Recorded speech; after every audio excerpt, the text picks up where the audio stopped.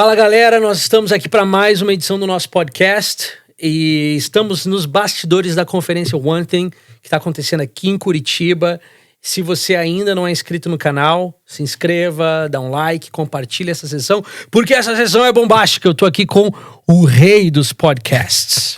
Eu tô com um cara que é o faraó do podcast gospel cristão.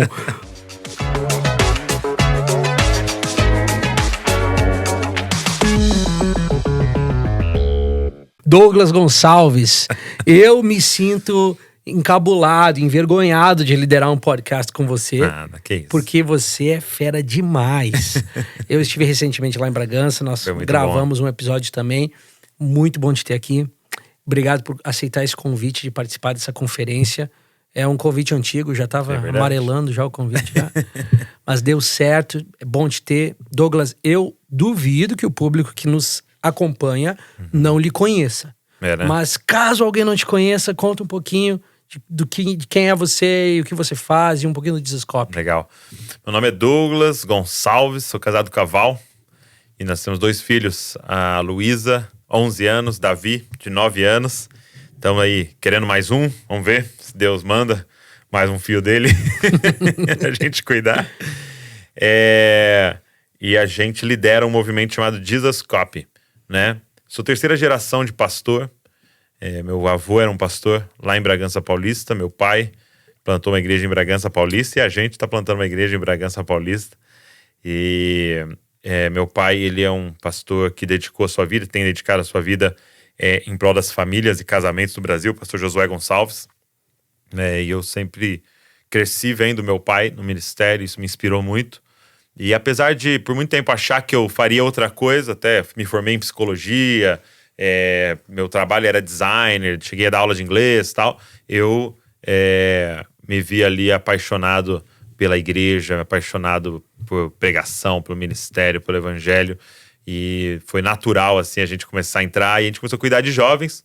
E foi nesse momento, cuidando de jovens, que a gente começou a orar, eu e a Val. Foi um final de ano, assim, novembro. A gente começou a orar, Senhor, o ano vai virar e a gente queria uma forma de comunicar para eles o que verdadeiramente é o evangelho.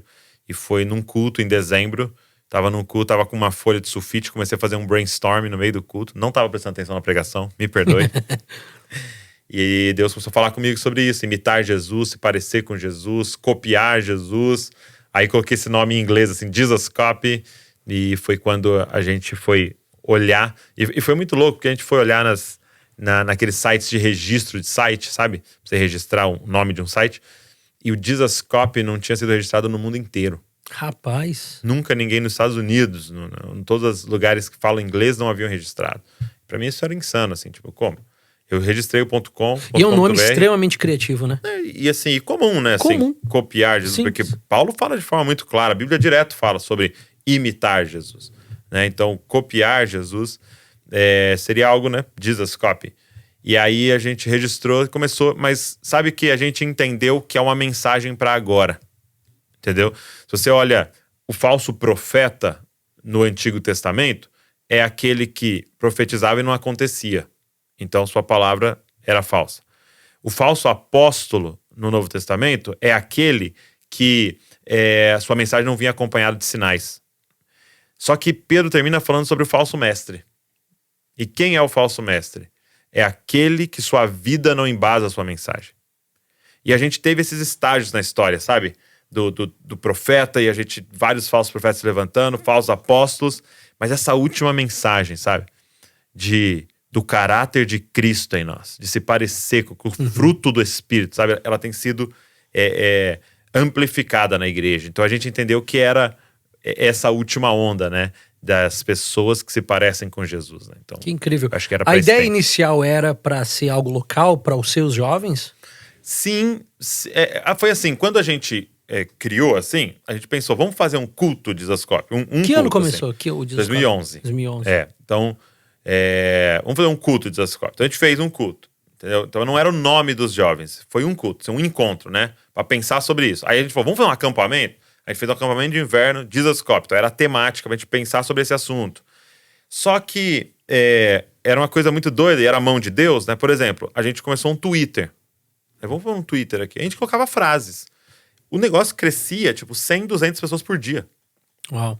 Por dia, assim, ó. 200 O senhor pessoas. soprou. Não tinha sentido, entendeu?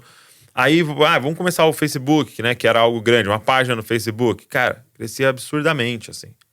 Era uma coisa doida. Eu lembro de uma imagem que a gente colocou, e também, lógico, que era uma imagem extremamente provocativa, né? Porque foi na época, depois que a Dilma entrou como presidente, e passou um tempo, a galera começou a cair matando, né?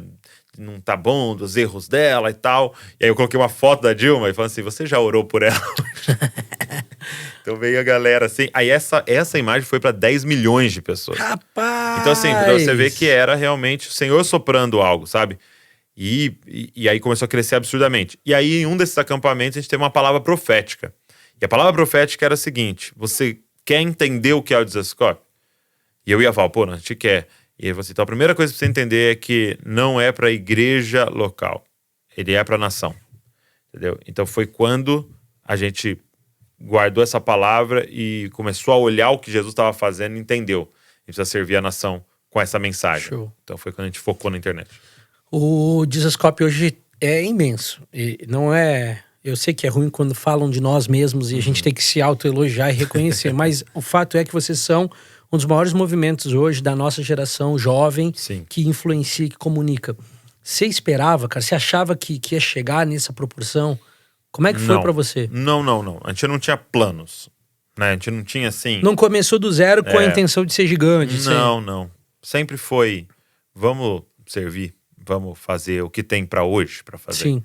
Entendeu? Tipo, aqui esse vídeo aqui do meu devocional, vamos postar. Tanto que até hoje chama Devocional o nome do quadro, né? Essa pregação aqui, vamos pôr, vamos. Então nunca teve o intuito, tipo assim, a gente nunca fez algo, vamos fazer isso aqui porque funciona isso aqui. Sim. Nunca fizemos isso. Porque até hoje é assim, né? Acho que tem uma parada, Vini. Como eu disse, eu venho de uma família extremamente saudável. Meu pai, cara, uma bênção. Minha mãe, uma bênção. E que me afirmaram muito, derramaram muito amor na minha vida. Eu me formei em psicologia, entendeu? Então eu poderia ter seguido isso. Então qual é o lance do Dizascope? É que eu não preciso do Dizascope. Sim. Eu acho que o problema é quando aquilo se torna um ídolo no seu coração, né? Tipo, mano, tem que dar certo isso aqui. Porque o meu nome tem que não sei o quê. E nunca foi assim, sabe? E aí, por isso que a gente viu o Senhor soprando algo. E por exemplo, a gente nunca... Nenhum vídeo do Dizascope nunca viralizou. Nunca viralizou um vídeo. Você fala assim, ó... Foi uma constante vídeo crescente. nosso viralizou. Olha que loucura isso. Um vídeo que eu tô aparecendo viralizou. De repente, cara, apareceu em todos os WhatsApp do Brasil o vídeo. Gente me falou, não, eu recebi no grupo da maçonaria. O cara me falou, um pai de santo me mandou. Tipo assim, viralizou. E foi o vídeo que eu fui no podcast de um amigo lá em Bragança que tinha 700 inscritos. Nem foi no teu podcast. Nem foi no meu. Poxa vida. Mas isso fala de uma crescente constante. Total, é isso aí. De ficar fiel à mensagem, de ficar fiel, fazer, independente dos resultados, dos números. Cara, uma das coisas que eu entendi de Deus quando eu assumi a F-Hop, recebi um legado nas minhas mãos, fenomenal, incrível. Muito. O Dwayne e Jennifer são, pra mim, se tornaram pais mesmo de uma mensagem. Mas o que a gente nota em movimentos é que, não dá pra generalizar, obviamente, mas muitos deles têm uma expressividade no online, hoje em dia, e no local... pouco existe, pouco acontece. Quando eu estive em Bragança, eu fui extremamente abençoado por ver a maneira como vocês têm construído a igreja local. Como é que foi esse processo? Você mencionou que você já foi para o mercado de trabalho, deu aula de inglês, né, publicitário e tal. Você teve um dia que você foi encontrado por Jesus e você falou, aqui mudou alguma coisa, virou uma chave, fui marcado, preciso responder a esse chamado? Ou foi algo natural? Cara, foi muito processual. Eu não poderia dizer sobre um dia, assim. Foram dias, né? Foram vários dias, vamos dizer assim, né? Eu lembro, por exemplo, um dia que eu estava no meu quarto e como filho de pastor, de pregador, eu fui ensinado a ouvir muita pregação. Eu fui ensinado a amar a questão do pregar. Então, assim, chegou uma época da minha vida que eu ouvia 2 pregações por dia, assim. Pelo menos, entendeu? Trabalhando lá, ouvindo uma pregação e tal. E, cara, de repente eu me deparo com uma pregação que basicamente dizia, pare de ouvir pregações. né? Era uma pregação do Francis Chan, no Passion. E basicamente ele estava dizendo, cara, o que você conhece da Bíblia é pela boca do outro. Você conhece o Senhor, sabe? É como aquele texto que até o Mike usa no seu livro Paixão por Jesus, ele fala, né? Aquele texto que diz, vocês conhecem as Escrituras, mas vocês não vêm a mim. Sim. Vocês examinam ela, mas vocês não vêm a mim. Então, basicamente era isso, tipo, você tá indo direto a ele e tal. E aquilo me marcou profundamente. Foi quando eu fiz um propósito com Deus e durante 3 meses eu não assisti nada, não ouvi nada e eu era somente da palavra. Então aquilo foi um momento muito marcante pra mim, uma virada, assim, realmente pra mim. E quando o Dizascope começou a acontecer, eu comecei a servir a igreja pregando, né? E assim, coisas bem pontuais, assim, eu fazia. E muito porque era o filho... Nessa época com o teu pai ainda, na igreja com o teu pai. Isso, com meu pai. Eu liderava jovens e eu era o filho do pastor Josué Gonçalves. Então eu ia nos lugares, e a apresentação era essa, nós estamos aqui com o filho do pastor Josué Gonçalves. E eu pregava e eu curtia pra caramba.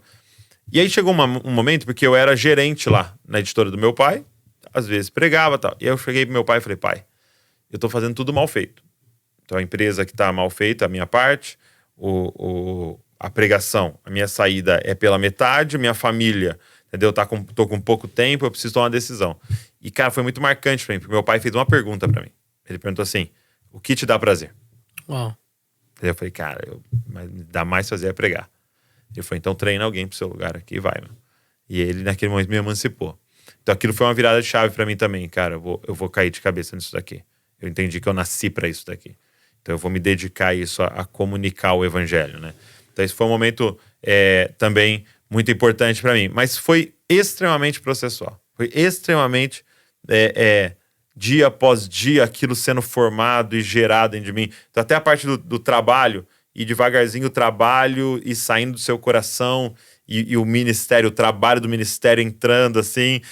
A ponto de você não perceber qual foi o dia em Passou que virou. e foi. Exato. Eu tenho uma fala com alguns dos nossos jovens. Às vezes eles chegam, como é natural em qualquer jovem, esse conflito do que eu vou fazer com a minha vida, pra onde eu vou, carreira e tal. E uma das maneiras que eu ouvi o Mike falar uma vez, o Mike estava numa conferência e ele falou assim, ele estava chamando pessoas para responder ao chamado de Ana, em Lucas 2, quando ela é encontrada no templo, servindo o Senhor em jejum e oração por mais de 60 e poucos anos. E aí, de repente, o menino Jesus vem para ser apresentado e tal. E o Mike costuma dizer que ele acredita que o Senhor vai levantar Anas no corpo de Cristo. Homens e mulheres que vão entender que parte do seu tempo e da sua vida é para ser desperdiçado aos pés dele no lugar da oração. E uma das frases que o Mike fala, eu me lembro, a primeira vez que eu ouvi essa frase foi em 2008, e ele falou assim, se dinheiro não fosse o problema, você responderia esse chamado? Se sim, fica de pé.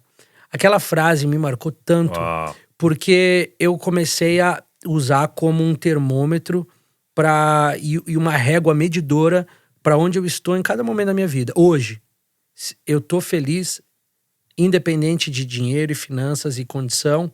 E se eu tivesse acesso a qualquer recurso do mundo, todo o dinheiro que fosse do mundo, eu continuaria fazendo o que eu tô fazendo hoje? Que eu gostei. Entende? Então, muito bom. Ganho amanhã uma herança, milionário.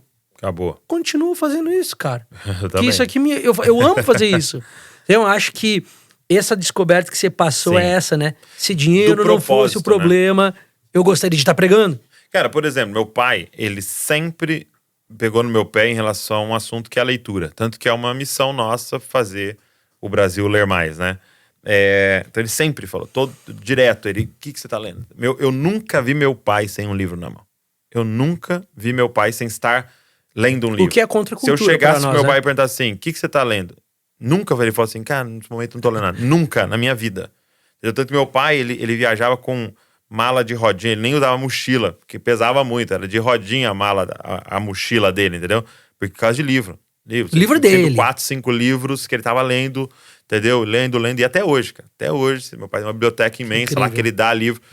Só que, apesar de todo esse incentivo, eu não gostava. Então eu obedecia numa certa medida, mas não gostava.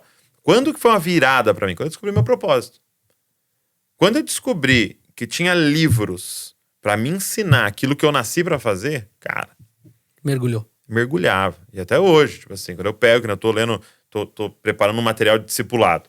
Eu pego os livros de discipulado, você quer ler, você vem no voo lendo, porque... Cara, e você lê de tudo, né, mano? Cara, eu fui lá na tua biblioteca, eu fiquei inspirado. A maneira com que você abriu o seu campo de visão para diversos conteúdos no corpo de Cristo. Sim. E você entende que Deus, na sua multiforma, deu sabedoria para cada um no corpo. Isso. E você procura realmente sua leitura. Até uma coisa que era para mim um motivo de um arrependimento / tristeza era o fato de eu não ter feito seminário, né? Porque quando eu tinha 18 anos eu fui para psicologia, me formei em psicologia, já estava casado no meio, minha filha nasceu no meu último ano de psicologia, então eu não tive assim como ir para seminário, eu já estava envolvido e trabalhando. E aí por muito tempo eu falava, nossa, tinha que ter feito seminário, cara, né, tal. Só que ao mesmo tempo, cara, há uma bênção em não ter feito numa certa medida. Eu acredito que é muito bom e Sim. se eu tivesse oportunidade eu teria feito, mas não me fechou numa caixa. Porque eu não tinha assim, eu sou dessa linha. Sim. Entendeu? Era, cara, lê isso aqui, lia. Lê isso aqui, lia. Ouve esse cara, osso, tal. E aí eu ia cuspindo, cara, o osso e comendo a carne, entendeu? Isso aqui não é legal não, tal. Mas essa frase que ele falou faz todo sentido nas escrituras. Sim. E tal. E, cara, virou... E um valor para nós do Dizascope é a inovação. Entendeu? Tanto que a gente fala, né? Quando diz assim, que João Batista viveu uma vida de deserto, a gente sempre tem a tendência a pensar que João Batista é em deserto com escassez. Entendeu? Pô, tô sem namorada, tô vivendo um deserto. Pô, perdi o emprego, tô vivendo um deserto. Tem esse aspecto, né? Do deserto é um lugar seco, mas deserto também é o lugar aonde você chega sem as pessoas ainda ter chegado. Então, um cara que sacou que a presença de Deus tinha mudado de lugar. Então, como ele chegou lá antes, é um deserto, né? Depois, vira um lugar povoado.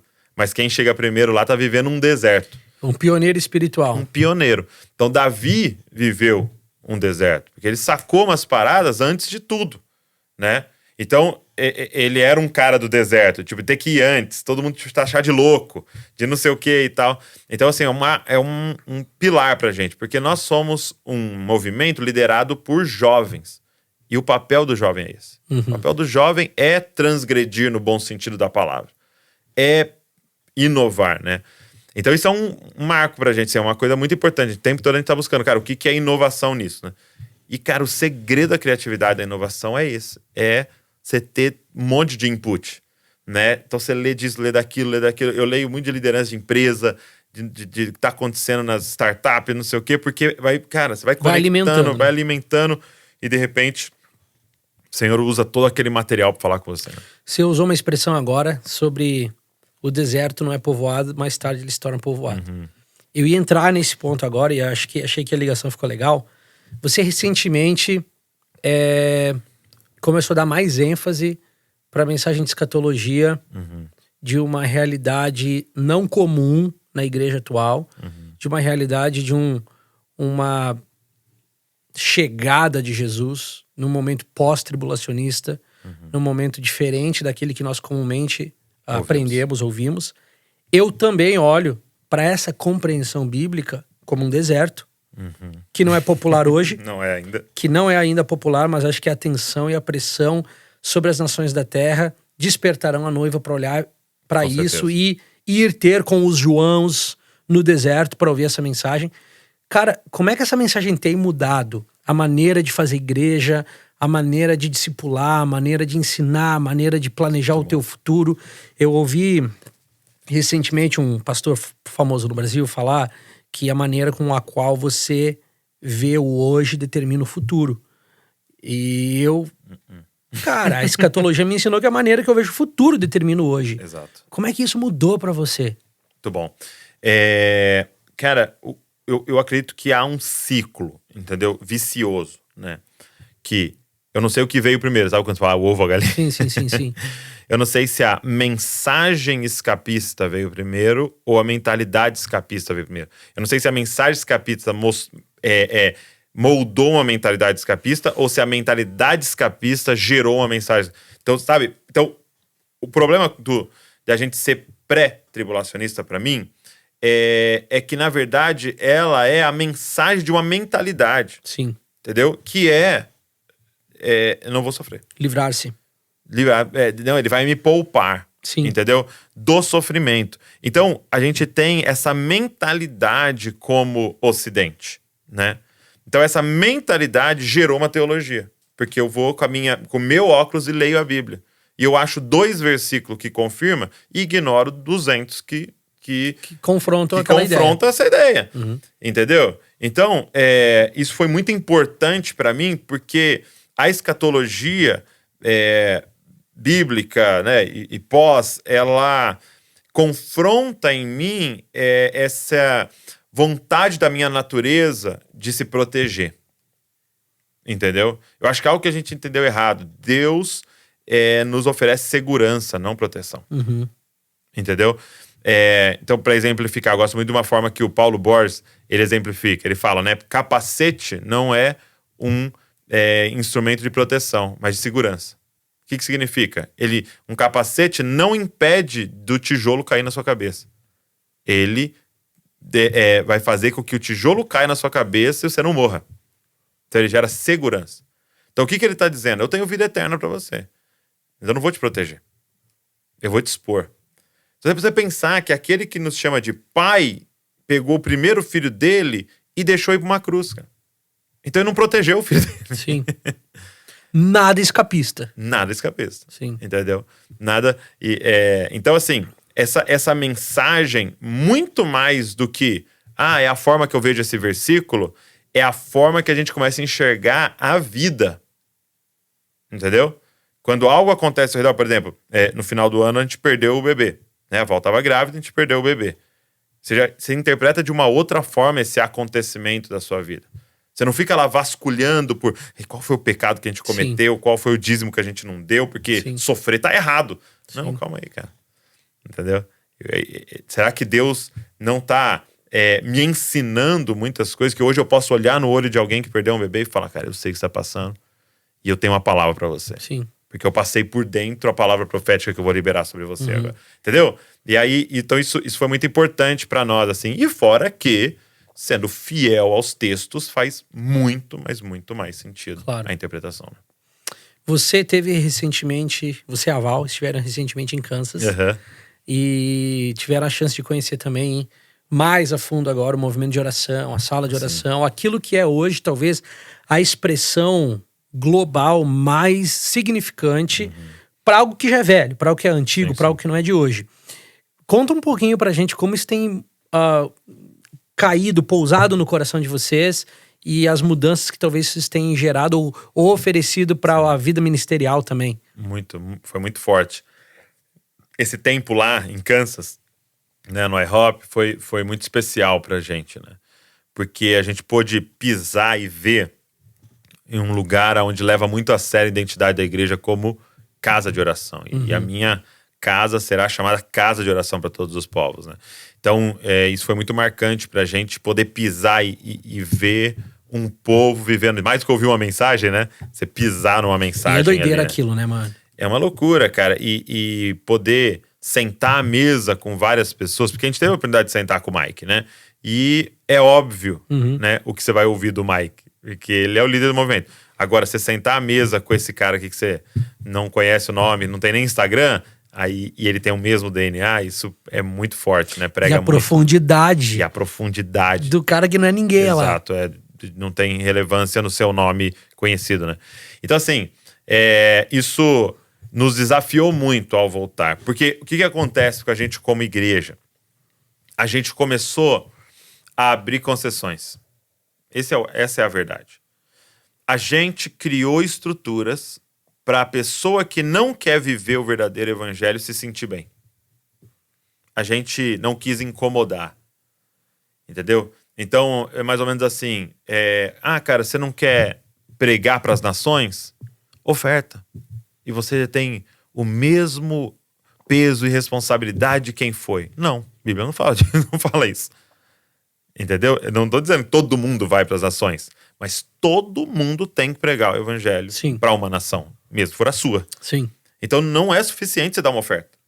E logicamente eu não estou dizendo pare de ofertar, continua ofertando, mas o ID é para cada um dos discípulos. Então a gente criou estruturas para o cara falar assim, não, eu não faço, mas eu dou. Não, eu não oro, mas eu sustento os que oram. Eu não Sim. faço. E a gente foi criando estruturas para os caras se sentirem bem. Então eu vou ter extremamente desafiado de falar, não tá tudo bem se eu não orar.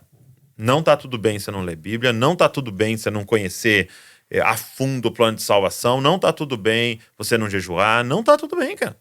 Não tá tudo bem. Você pode continuar não fazendo. Mas eu não vou passar a mão na sua cabeça e falar, não, tá tudo bem e tal. Isso é para alguns, né, especialistas. Não. Isso é para discípulo. Sim. Jesus, quando vai falar dessas coisas, ele fala, quando? Quando orar? Quando jejuar? Não quando se, dar né? esmola? Não se. Não no momento extraordinário do ano. É quando? Tipo, vai ser tão comum que eu vou até dar instruções aqui para vocês não errarem. Entendeu?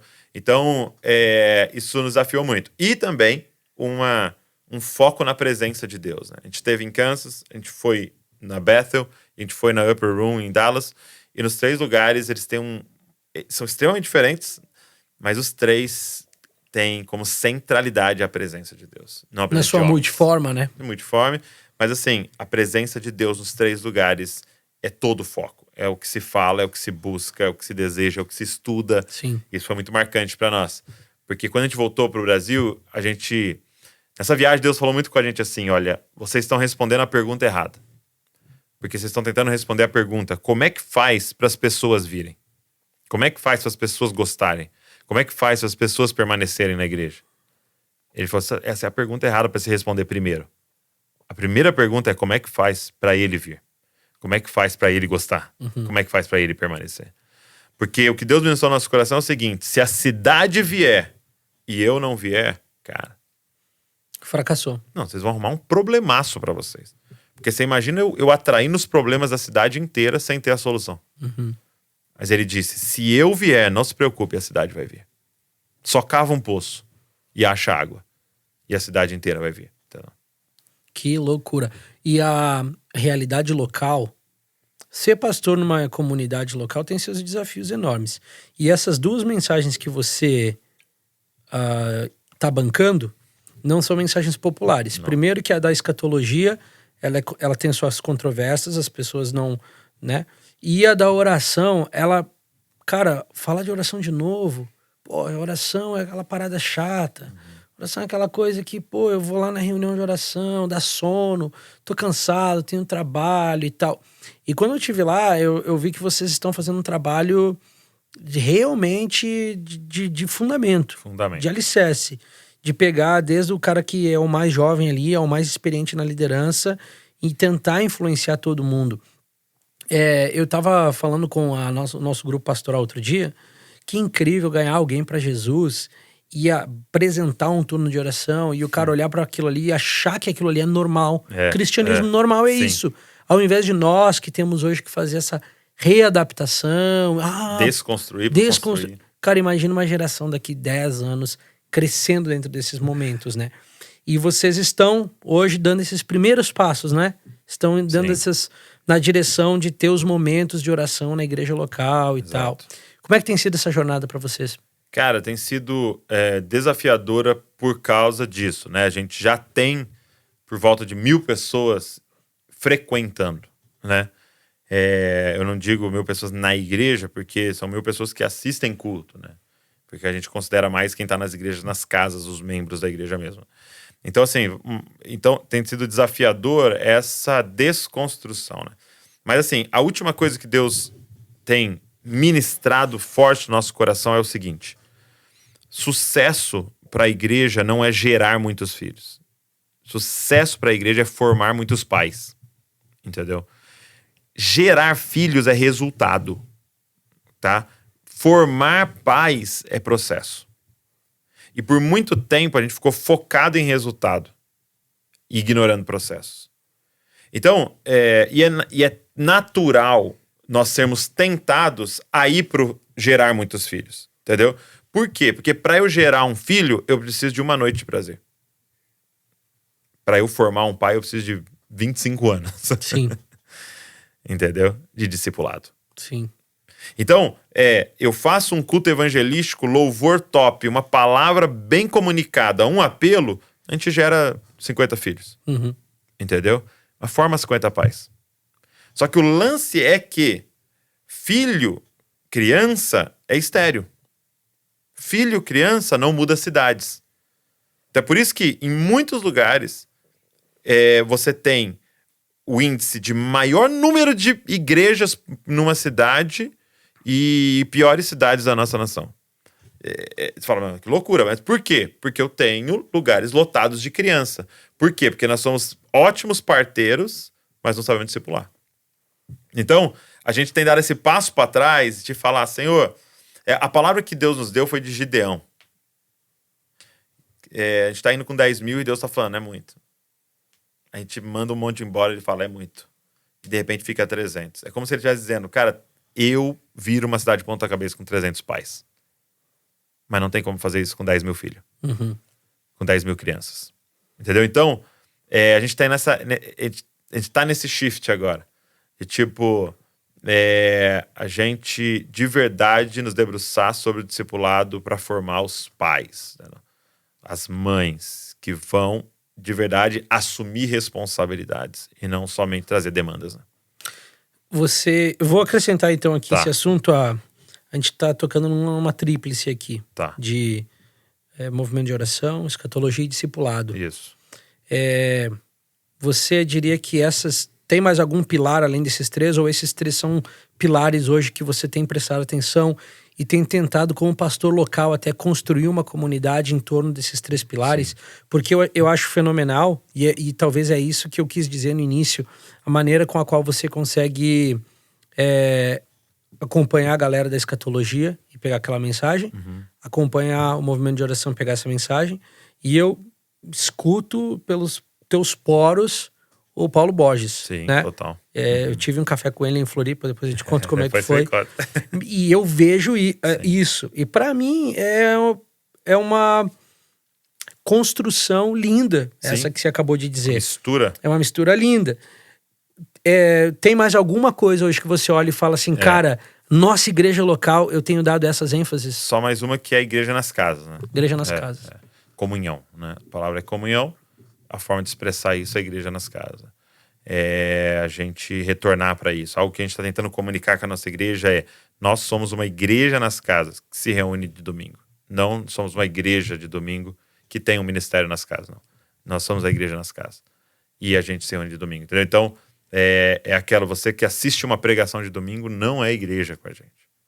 Sim. Entendeu? Igreja é misturável. Então, tem sido um pilar pra gente lá. Igreja nas casas, discipulado é a sala de oração com a mensagem de escatologia, né? Então, a gente tá na série Maranata, tá sendo muito legal, tá estudando todas as alianças, né? Maranata, ele veio, né? Fala um pouquinho disso aí. Então, Maranata, a palavra Maranata, dependendo da forma que você organiza as letras, ela significa 3 coisas, né? O Senhor veio, e pode significar o Senhor virá, ou o clamor, vem Senhor, né? Então a gente está estudando essas 3 dimensões, né? Então a gente está estudando todas as alianças. A gente começou pela aliança da redenção, a aliança da Trindade. Antes da fundação do mundo, Deus fez uma aliança com Ele mesmo, de que iria redimir todas as coisas. Então, só aí você já sabe, não vai falhar. Se Ele decidiu, tá decidido. Aí depois a gente estudou a Adâmica, a aliança adâmica, né? Gênesis 3,15, né? A semente.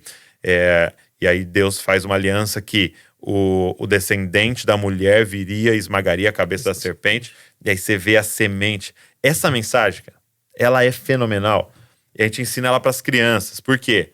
Porque a gente ensina eles a ler todas as historinhas bíblicas à luz de Gênesis 3. Por exemplo, por que Davi ganhou de Golias? Davi é bom? Porque Davi era top? Davi era bom de mira? Não. Porque estava dentro dele a semente. Golias nunca ia poder matar Davi. Porque Deus ia proteger um DNA. Sim. E é a primeira profecia que a gente tem na Bíblia. Primeira profecia. E é Maranata total, Maranata. Né? Cada parto era Maranata, vem.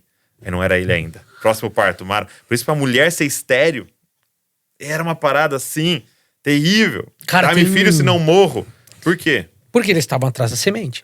Tem um pregador inglês que já é falecido, que influenciou-me muito na minha adolescência, chamado David Pawson.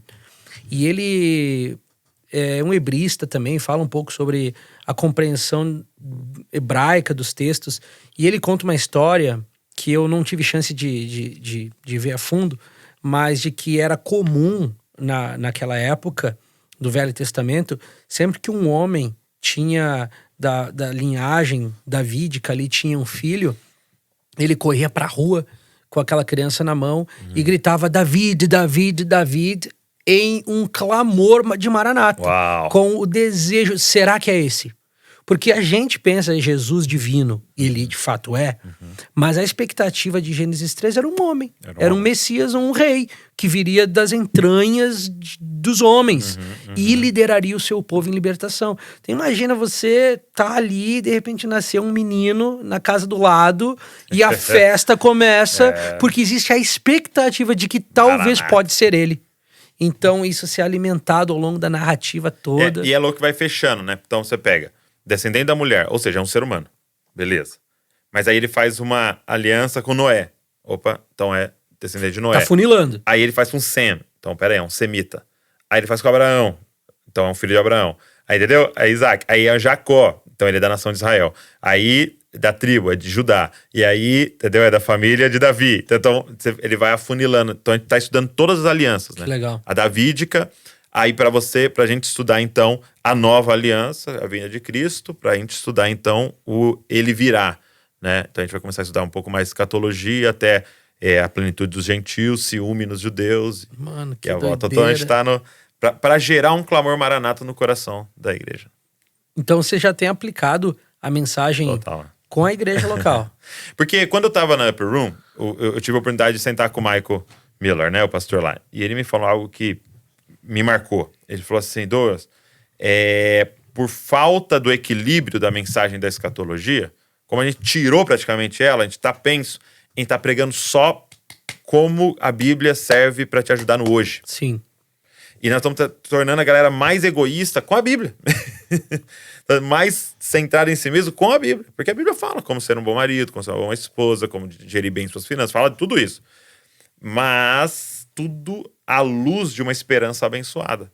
Entendeu? Então você tem essa loucura dos caras brigando por ideologias políticas. Por quê? Falta escatologia.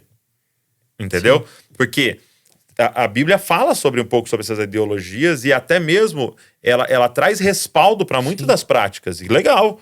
Só que ela, em questão de esperança, do que vai nos salvar e resolver, ela também tem uma mensagem. Então, a gente tem que trazer esse equilíbrio para a igreja. Eu acho que só escatologia também vai gerar um problema.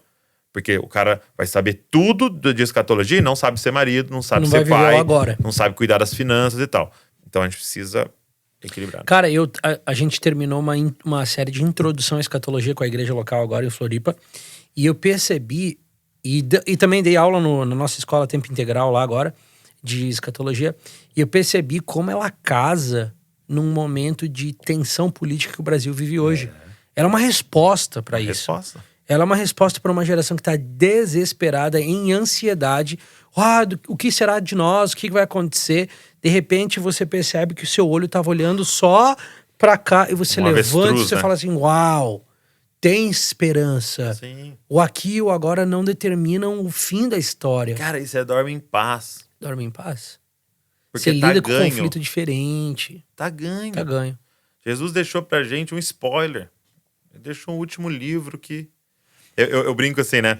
O Apocalipse, né? Eu torço pra um time, né? E o meu time, há muitos anos atrás, vamos ver se a galera descobre aí nos comentários quem é meu time. Há muitos anos atrás foi pro final do Mundial. Entendeu? E aí, eu não lembro o que aconteceu, eu não pude assistir o jogo da final. Eu tava com algum compromisso, não pude assistir, mas eu fui ver a reprise.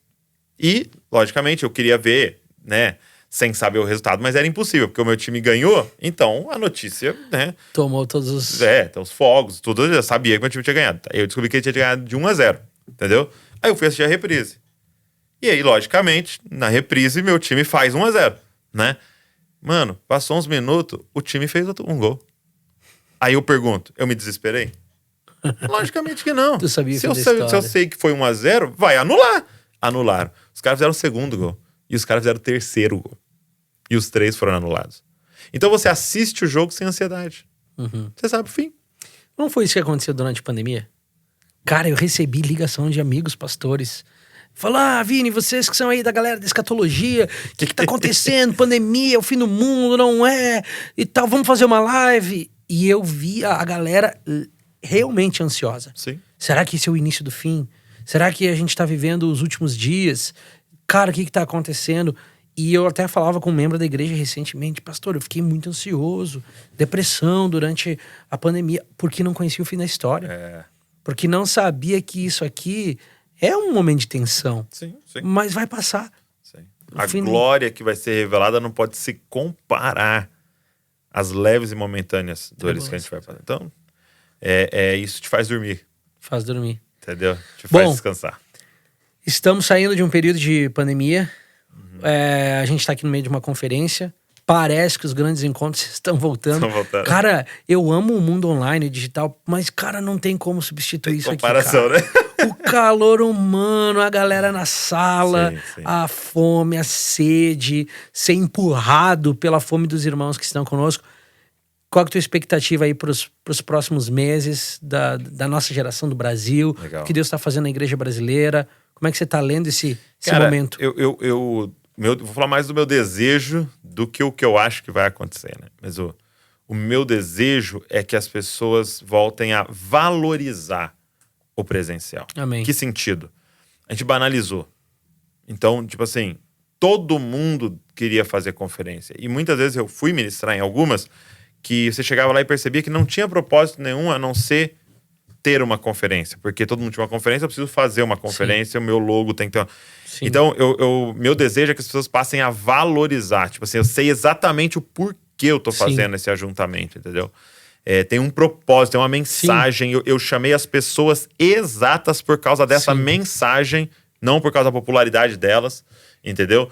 Então, eu tenho falado pros caras lá, eu tô muito mais empolgado com treinamentos do que com conferência.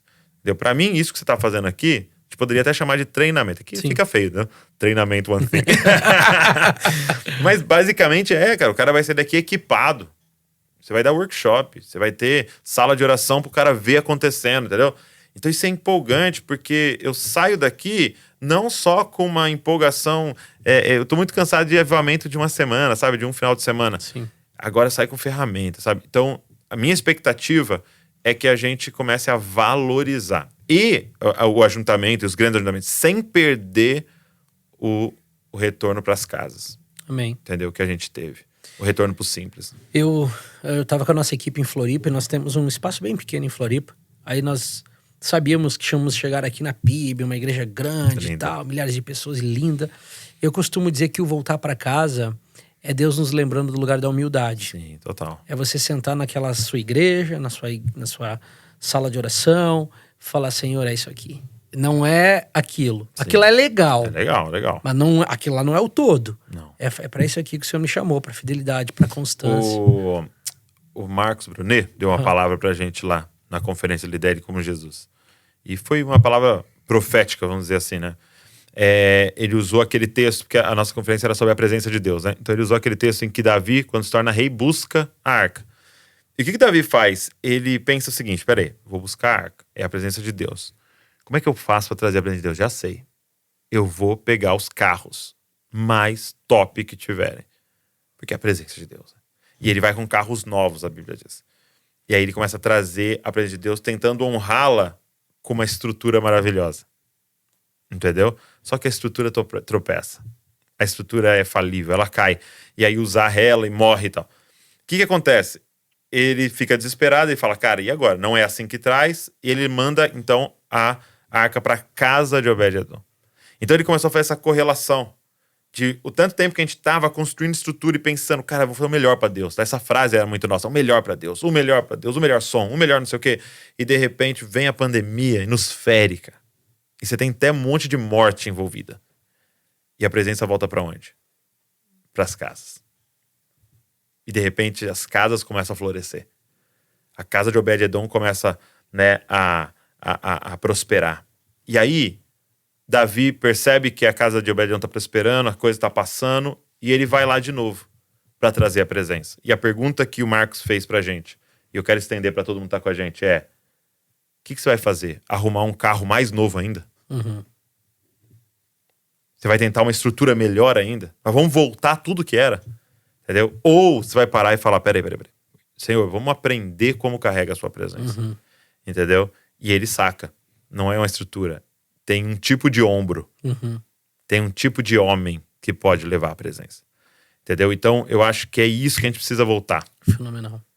A gente não pode voltar para o que era. Deus nos chacoalhou e está dando a oportunidade da gente recomeçar algo inovador, novo, desafiador. A gente não pode pegar o que era. Tem uma frase que o Paulo Borges, uma pergunta que o Paulo Borges me fez, num dos nossos primeiros encontros, cara. Chamei ele para pregar na conferência do Dizascope. Ele falou assim, cara, eu vou, mas você tem que primeiro encontrar comigo. Porque eu preciso saber o que você está fazendo. Antes de falar assim. E aí ele fez uma pergunta para mim. Ele perguntou assim, Douglas, você quer fazer o velho bem feito ou o novo mal feito? Entendeu? Porque eu posso pegar o velho e pintar de preto, pôr um LED, fazer um logo, a fonte do momento, e vai ser incrível. Ou você tem coragem de entrar no novo e vai estar mal feito, que a próxima geração vai fazer melhor que a gente. Só que tem que começar, entendeu? Então esse é o nosso desafio hoje. Né? Que incrível. Por falar em desafio, então, caminhando já para o fim do nosso tempo juntos, quais são tuas expectativas, teus desejos, teus planos para o Dizascope, para onde Deus está levando vocês? Cara, eu acho que a gente está consolidando como igreja local, né? A gente está ainda em plantação, a gente vai fazer 5 anos agora. Estamos plantando a igreja, entendendo a forma que Deus quer que a gente se mova. E a nossa expectativa é plantar igrejas em outras nações, né? E Show. Principalmente Europa. Acho que é o nosso principal foco aí. Ir para a Europa, não só com a igreja, mas também com os livros, com as literaturas, né? Para formar uma mentalidade e devolver para eles o que um dia eles semearam nessas vidas. É o caminho de volta, né? Que o Paulo fala. Que incrível. Cara, como alguém pode, então, conectar com vocês? Legal. Cara, a igreja local, a gente tem um campus online da família Dizascope, uma galera que caminha com a gente como igreja, espalhado pelo Brasil inteiro e fora do Brasil. Então dá para conectar com a gente lá, só mandar mensagem lá no Família Dizascope, no Instagram. E a gente tá no YouTube, nas mídias sociais, podcast tá lá toda segunda-feira, toda quarta-feira tem podcast também mais temático. E acompanhar a gente lá, isso é muito bom. Mano, muito obrigado por esse tempo junto aqui com você. Que isso. Eu tenho certeza que aquilo que a gente começou lá em Bragança foi o início de um relacionamento longo e duradouro. E poder olhar o que Deus está construindo com vocês e celebrar, para mim é uma alegria também. Obrigado por estar aqui conosco no podcast, na conferência. E é isso aí. Tamo junto. Galera, obrigado por esse tempo aqui, por ter nos acompanhado. Como eu já falei lá no início, segue aqui dá um joinha no vídeo, compartilha com teus amigos, confere aí os canais do Dizascope,